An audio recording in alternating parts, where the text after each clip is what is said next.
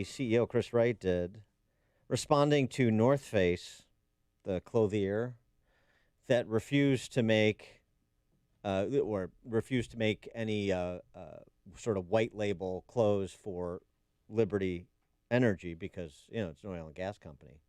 Bad. So refused to put their emblem on any of North Face's products. And this is how the CEO responded. This is great. I'm Chris Wright, CEO of Liberty Energy. North Face recently came out against my industry, even refusing to let one of my competitors put their company logo on a North Face jacket. I went through North Face's website of wide-ranging products, and I failed to find a single product that wasn't made out of oil and gas.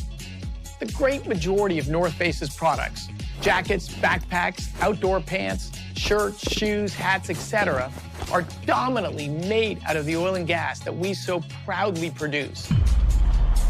Globally, 60% of all clothing fibers are made out of oil and gas. For North Face, it is likely 90% or more. So North Face is not only an extraordinary customer of the oil and gas industry, they are also a partner with the oil and gas industry.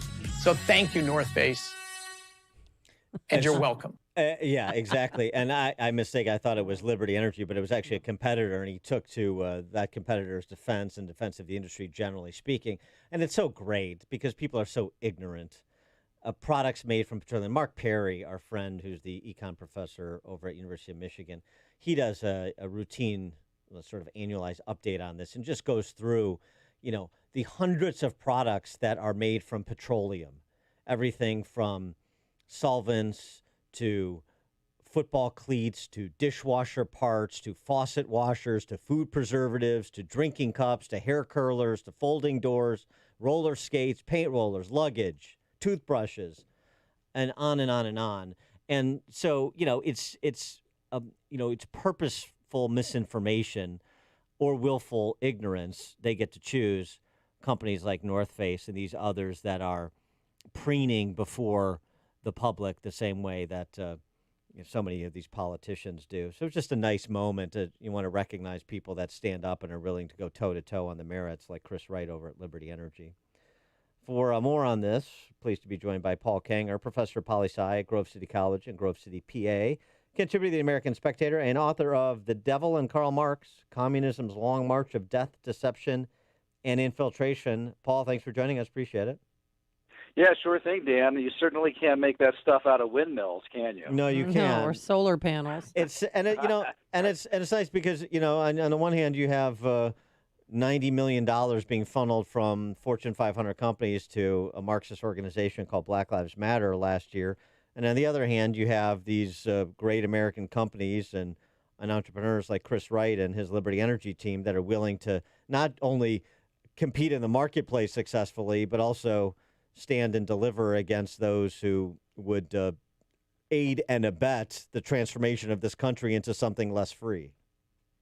Yeah, that's right. In fact, just last week, so I took a drive through southern Maryland and West Virginia. I guess it was northern Maryland, southern West Virginia. I was going from Antietam, the Antietam battlefield, and there was a new housing development, kind of a new gated community.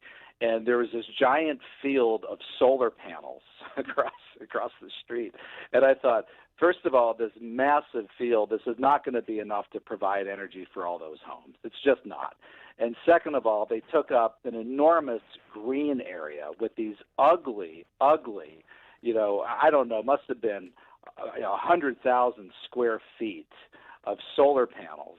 And I'm thinking to myself, you fools! You could have gotten this energy from stuff under the ground, from West Virginia coal mines, with this brand new energy, clean burning coal. You could have got this from oil, from fracking in western Pennsylvania and western West Virginia. It's all there. And people have no idea. So yeah, what that CEO said there about North Face, I mean, that is, people are really ignorant. And to bring it back, what you're talking about, groups like Black Lives Matter and others, people just, I can't believe, Dan, Amy, the willingness of people to take a sign and stick it in their front yard because they like the name of an organization or they like a slogan without even realizing, what the founders of that organization are all about. And BLM is a great case in point. Yeah, well, what is their mission? Because they've changed it a few times. Because you're right, people put BLM and signs in front of their They haven't changed their houses, mission. schools, churches. How have they changed their mission? They've started out as Marxists and they're still Marxists. Well, it's a great question, and so to be fair, it was founded by three women and mainly by a woman named Patrice Cullors, who, by the way, resigned 2 weeks ago under enormous pressure from people within the organization. At her recently buying 4 new homes over the last 4 years, her finances, and I can tell you, Dan and Amy, I've tried to figure out how much money she's making. And I don't know, and people within BLM don't know, and they're quite unhappy about it. Why? She's just redistributing resources like a good Marxist. Yeah, to herself.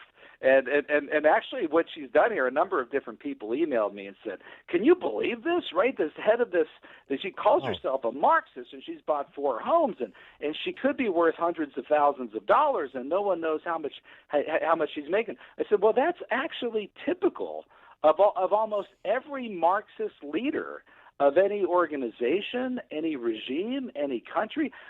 Any university?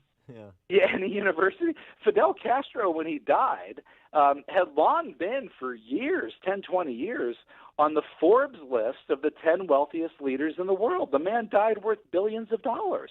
Nicolae Ceausescu in Romania. Look at the Kims in North Korea. They live like kings while everyone else starves. How about Putin at the top of the list? Putin and every Soviet leader had a dacha on the Black Sea, right? I mean, you could go on and on. In fact, close to home for you guys in Chicago, Gus Hall, who was from that area, Communist Party USA was founded in Chicago in September 1919. In fact, this is my goofy memory of things. I don't know if you guys know where this is, but 1219 Blue Island Avenue in Chicago. Yeah. So if anybody's driving along there right now, I hand out to my students, I put up on an overhead the original founding document from Communist Party USA, 1219 Blue Island Avenue in Chicago, where it was founded. But Gus Hall, who ran CPUSA from 1959 to 2000, oh, there's another common thing with these people, and they never give up the hold of their country or their organization. They're like dictators; they have it forever. And Gus Hall, no one ever knew how much money he was making, and our federal government knew. They kept us under tight surveillance because it would have blew the cover of the people who were infiltrating the organization. Gus pocketed millions of dollars, that subsidies from the Kremlin to Communist Party USA that he would stuff his pockets with. So this is very typical of these organizations. And when someone like Patrice Cullors says, Alicia and myself, that would be Alicia Garza, one of the other founders, we are trained Marxists. That is our worldview. We are super versed in ideological theories. We were trained in critical theory and other ideological theories. She's telling you something really significant. For the people who say, oh, well, you're just using that to call her a Marxist and dismiss her and her organization. No, she's telling you something really important, dude, that you ought to know. And if you ignore that, you're a fool. Well, they're calling themselves Marxists. I mean, it's like, how do you know they're Marxists? Because they tell you. It's not like they're cagey about it. By the way, you'll be happy to know that the Communist Party here in Chicago is alive and thriving. So I know even beyond Gus Hall. You wrote an interesting piece for The Spectator, too, just in terms of the unlikely foes of cancel culture. Maybe not unlikely if you think about it, but it's just sort of fun. And it's not just Johnny Rotten anymore.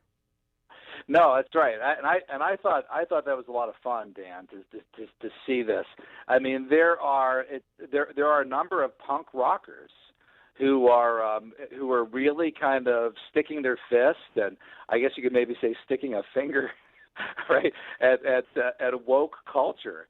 and a number of these guys. Yeah, one of them, Johnny Rotten from the Sex Pistols, which was a group that was around in the 1970s, knows. 1980s. I was in the punk rock Yeah, scene. yeah. Oh, yeah. Right. No, he Well, was. me He too. was. Yeah, he had Yeah. parachute pants and the whole thing. Well, that wasn't Yeah, really did- punk rock. That was more early Oh, hip hop. Excuse me. Yeah, Amy's confusing her genres. Yeah, no, I'm very familiar with. but you're a break dancer. Joy Division and Sex Pistols. Sure, go ahead. Oh, I'm sorry, go ahead. Right. Yeah. No. Yeah. Mosh pits. Right. Diving from the stage. Mohawks. And Dan, did you have a mohawk? I did not. I had a He faux had a hawk. mullet. You I had had a faux hawk and a mullet at the same time. Oh, you did. Well, yeah. You and I both shared misspent youth. Yes, See? exactly. So, I mean, exactly. Yeah. No, I come from that whole era. The punk bar in the Pittsburgh area. I went to the University of Pittsburgh. Was called the Electric Banana. Of course it was. And Yeah. Of course. I don't know if you were. Wouldn't it I don't know be? if you were ever there. No, But- it didn't No. make it. Yeah, Didn't no. make it. Yeah. But Johnny Rotten, the Sex Pistols, I'd quote him here, but I don't know that I can say this on Salem Radio Network. Don't right? try it. We'll, Is it one we'll of Carl? bleep you. Is it one of Carlin's? Yeah, it is. No, I know. Wait, yeah, I have Oh, yeah, seen it. yeah. I've seen it. It's one of Carlin's words. You can't I'll say it. abbreviate the Yeah. four-letter word here, Yeah. but Johnny Rotten, whose real name is Johnny Lydon, he referred to the wokesters as quote tempestuous, spoiled children coming out of colleges and universities with excrement. How about that Yes. for brain? Yes. Ah, Yeah. There you go. I Well can't said. believe that. Yeah, he said, I can't believe that TV stations give some of these lunatics the space. Where is this moral majority nonsense coming from when they're basically the ones doing all the wrong for being so bloody judgmental and vicious against anybody that doesn't go with the current political opinion? And he's absolutely right. But And- enough and- about Anderson Cooper. Yeah. Yeah, well, that's right. And the other one, John Joseph of the bands Blood Clot and Cro-Mags, and this is after me, so I wasn't familiar with him, but this guy says cancel culture can go, let's just say, jump off of whatever themselves. They are the same ones who criticized punk rock in the 70s and hardcore in the 80s, and they will all go away soon to live their quiet lives out in desperation. Just because some of you don't agree with it, I could give a blank, stay the blank home, watch CNN and the rest. I never gave a blank what critics said in the 80s and 90s, and I still don't care now. He denounces the, quote, lying blank media and the whole cancel culture blank. So that's but these guys, it doesn't surprise me because they've always been rebels and nonconformists, and I find it ironic that liberals pride themselves in kind of hoisting themselves up there as these nonconformists. That's not true. Liberals and progressives are the ultimate conformists. They blow with the wind. But They go with whatever the zeitgeist dictates. They follow. It's interesting. I was part of a cover band for Blood Clot. We called ourselves Thrombus. I don't know. Wow. Yeah. Really? Yeah. See what I deep did there? vein Yeah, very thrombosis, good. thrombosis, yes. No kidding. Yeah. So, Paul, it's interesting that like you, I was as a young man trying to stick it to the man. I wasn't going to be kept down in Wheaton, Illinois, by the man, and that's why I Right. was so attracted to punk. Right? Yeah. No, same here. And guess so what? for those guys today, for people in the cancel culture, to think that the guys like Joseph and Johnny Rotten would be cowered by some anonymous twits on Twitter, Exactly. right? Who are calling them Exactly. names. These guys, they react to that by lashing out even more, right? The guy yeah. who wrote Anarchy in the UK. You think he's going to be pushed around by some anonymous 20-something who's saying that he's not woke? He could care less about that. Yeah, it was. It's sort of wild. Johnny Rotten. You think of Johnny Rotten in the '80s, and you think like Clockwork Orange, and Right. and now he's the responsible one, and the Ivy League educated are the droogs. It's just everything is upside down. When I never thought I'd be saying, more people need to start thinking like Johnny Rotten. Never thought I'd make that statement. Right. Professor Right. Paul Kengor, professor poli-sci, Grove City College in Grove City, PA, contributed to Spectator, author of The Devil and Karl Marx, Communism's Long March